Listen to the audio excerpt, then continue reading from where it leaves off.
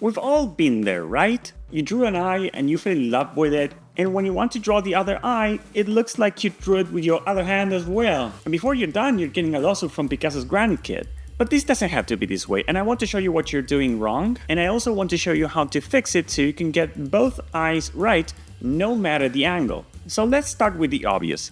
Eyes don't float in space, unless you're this guy. Eyes are in the head, so we're going to start with the head. Any head, in any angle, it doesn't matter. And if your problem was with front-facing faces, stay in this video because we're going to talk about them later. Now, while you might think that drawing two eyes just the same has 100% to do with symmetry, it doesn't. Because the other eye that is giving you so much trouble can be in the wrong place, the wrong size, or looking to the other way. Unless you're trying to draw this, well, you don't have to worry about the last one then. Of all these mistakes, placement is the first one that we need to address. Because a circle somewhere in the face is not enough for placement, is it? After all, I could place a circle here. It doesn't work like that, does it? That's what we have the mask or the whistle for. So in case you didn't know it, once you draw a head, you need to draw the nose. You can use a simple triangle, but it is wise to try to do the whole thing. It really depends on your style. Why? Well, I'll show you in a minute. Next, you draw the brow. Just draw a line where you think that the eyebrows should go. And from there, just follow the ends of the brow towards a nose and just do a superhero mask. Think of Robin, for example.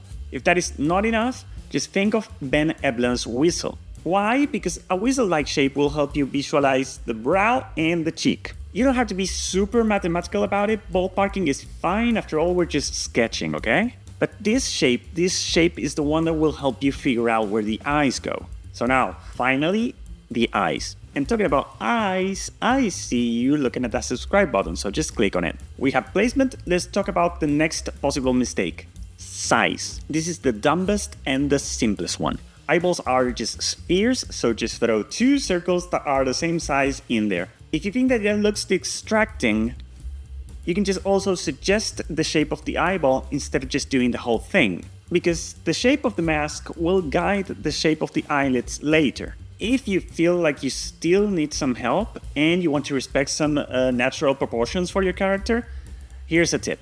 Draw a line that goes from the sides of the nose towards the brow. Now you know where the tear duct is, so now you know where your eyeball should start. The tear duct is always aligned vertically with the sides of the nose. So yes, you basically avoided drawing two eyes of the different size by just drawing two circles of the same size. Is it always like this? Yes, unless you're going to push your perspective a lot, like in this example. But I don't think that you'll be doing much of that. If you still have some trouble with the other ball once you drew the first, just follow the lines across the surface of the face. Imagine if you were drawing Cyclops' visor.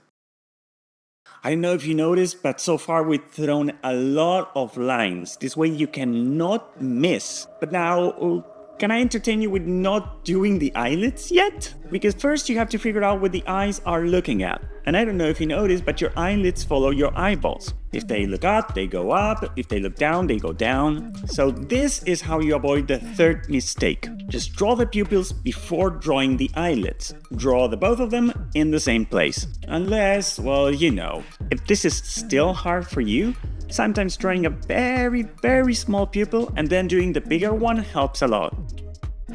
So by now you must have noticed a very important thing. I am working on both eyes at the same time. And this is going to be like this for the rest of the process. It is super tempting to just start working on one eye and get it really well, and then start working on the other one. But when we look at a face, we pay attention to both eyes, and we need to work on them together as well. So now, finally, the eyelids. At this point, you solved every problem you could possibly have, so just have fun. Remember that the eyelids just wrap around the eyeball, and this applies to both eyes. And as I said before, you can just use the mask as a guideline. But the eye that is further away is shorter on width, not on height. This is because the shape of our face exposes more of the outer side of the eyeball. So you see more of the surface of the eye that it is closest to you. Now, all of these rules apply for every perspective and every angle except for front-facing faces. Now, the problem really is symmetry, even though, honestly, all of the same tips that I just showed you still apply. Head, nose, mask, eyeball, iris, and eyelids. Remember to work on both eyes at the same time. Your biggest challenge will be getting the head right instead of the eyes. If the face is not symmetrical and the nose is not in the middle, everything else will break down. But what if you already have an eye that you like? Well, just copy it. On digital, you can simply just copy the eye and flip it. And on paper, you can use tracing paper and graphite like in these examples. But even if you did all of this, how do you know if you're doing it right?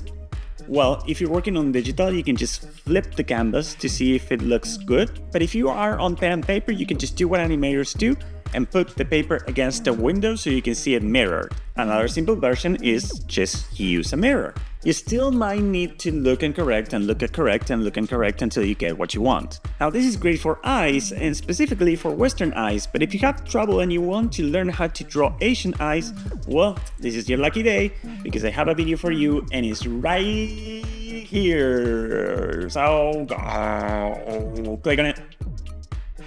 Come on.